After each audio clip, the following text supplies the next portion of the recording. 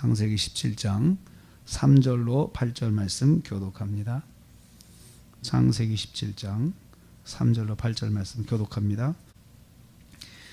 오늘 말씀의 제목은 언약의 재확인이다 라는 제목으로 은혜 받기를 원합니다. 오늘 말씀은 하나님께서 아브라함에게 언약을 재확인하시는 말씀입니다. 13년 만에 아브라함을 만나신 하나님께서 아브라함에게 전에 하셨던 약속의 말씀, 창세기 12장에 오셔서 하셨던 말씀, 또 15장에서 하셨던 말씀, 그 말씀을 다시 여기서 재확인시켜 주시는 것입니다. 첫째로 보면 너는 여러 민족의 아버지가 될 것이다, 이렇게 약속을 하십니다. 4절에서 여호와께서 아브라함에게 좀 더 구체적으로 설명하십니다. 여러 민족의 아버지 비전을 주시는 거예요. 이를 위해서 아브라함의 이름을 개명을 해주세요. 지금까지는 아브람이었는데 람 세자였는데 아브라함이라 해서 네자로 이름을 바꿔주십니다. 이름 자체의 뜻이 여러 민족의 아버지, 이렇게 뜻이 됩니다. 그래서 아브라함을 이제는 여러 민족의 아버지의 이름을 바꿔서 아예 나는 여러 민족의 아버지다. 지금 자식이 내 직접 자손이 하나도 없지만 나는 여러 민족의 아버지다, 이렇게 이제 생각하도록 이름을 바꿔 주십니다.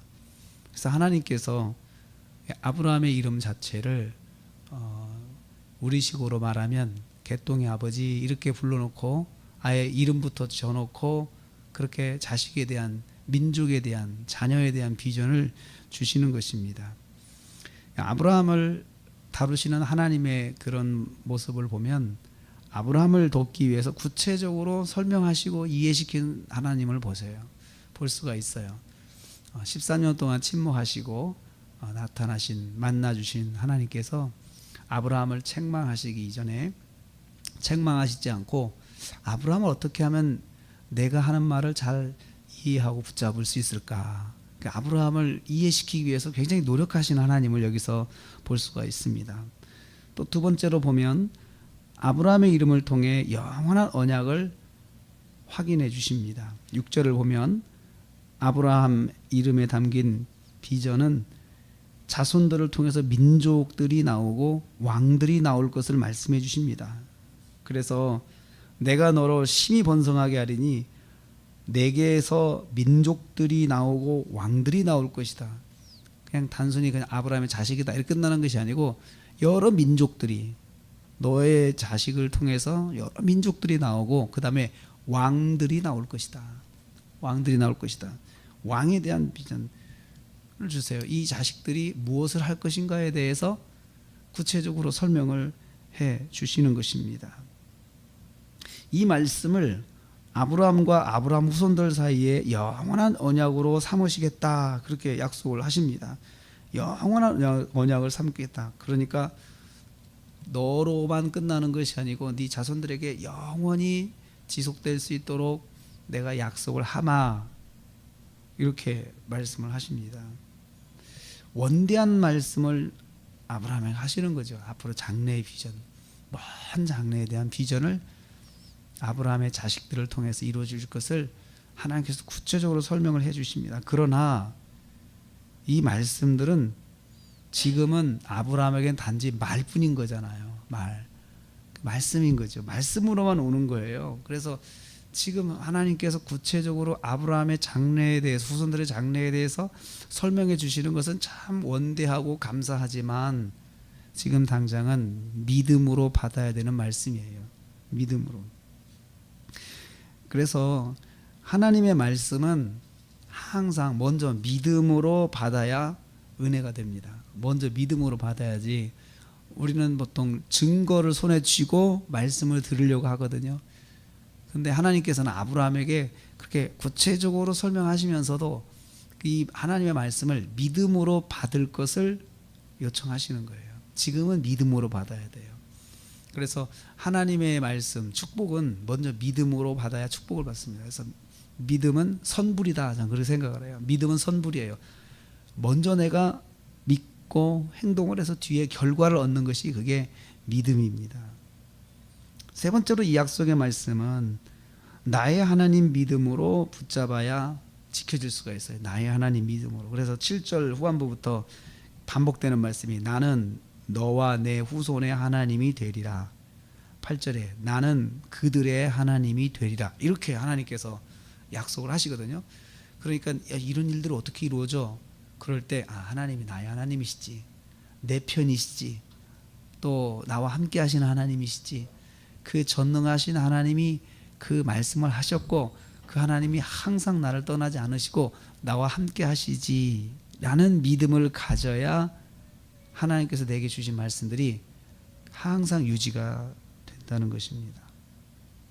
아브라함에게 속하신 하나님, 아브라함 편이 되시는 하나님, 그게 바로 나의 하나님, 너의 하나님이란 뜻입니다.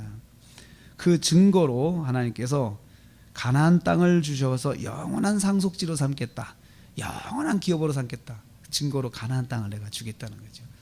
이 가나안 땅에서 너의 자손들이 여러 민족을 이루고 그리고 왕들이 나오게 살게 하겠다. 그러고는 가나안 땅을 약속을 해주십니다. 이 땅이야, 이 땅.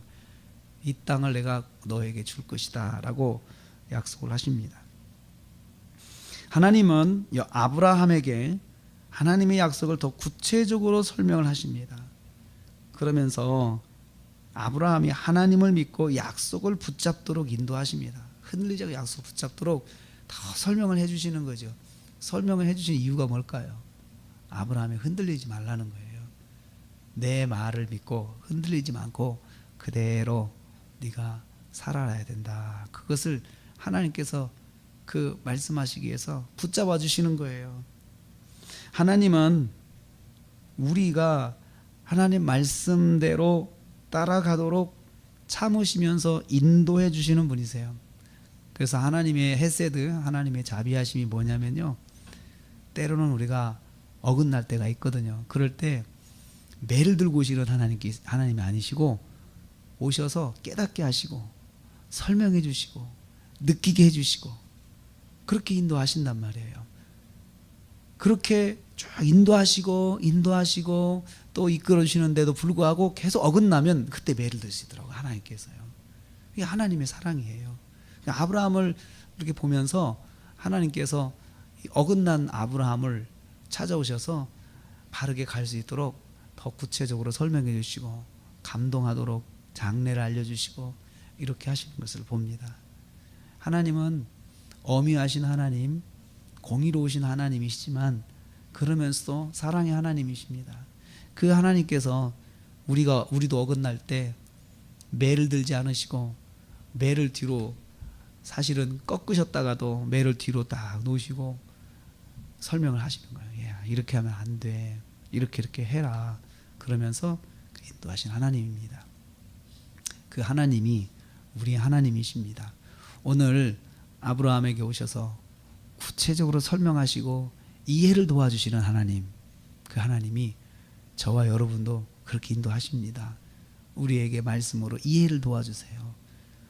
다른 사람들은 아마 내가 만약에 내 입장이면 막 화를 냈을 거예요. 너는 왜 나를 못 믿고 그러냐, 기분 나쁘게 왜 그러냐, 그러면서 화를 낼 수 있지만 하나님은 그렇게 안 하시더라고요. 그 하나님과 함께 동행하십시오. 그리고 하나님께서 나에게 말씀해 주실 때 그 말씀을 붙잡으십시오. 믿음은 선불입니다. 먼저 믿고 뒤에 결과를 얻는 것입니다. 하나님께서 아브라함의 그 장래에 대해서 말씀해 주시면서 지금은 믿고 내 말대로 따라가야 된다. 이 땅에서 흔들리지 말고 살아야 된다. 이렇게 말씀을 해 주셨습니다. 저와 여러분에게도 그렇게 말씀하시는 사랑의 하나님, 정말 그 참으시는 하나님, 친절하신 하나님, 그 하나님이 오늘 우리와 동행하셔서 우리도 아브라함이 느꼈던 그 기쁨을 누리는 하루가 되시기를 주님의 이름으로 축복합니다.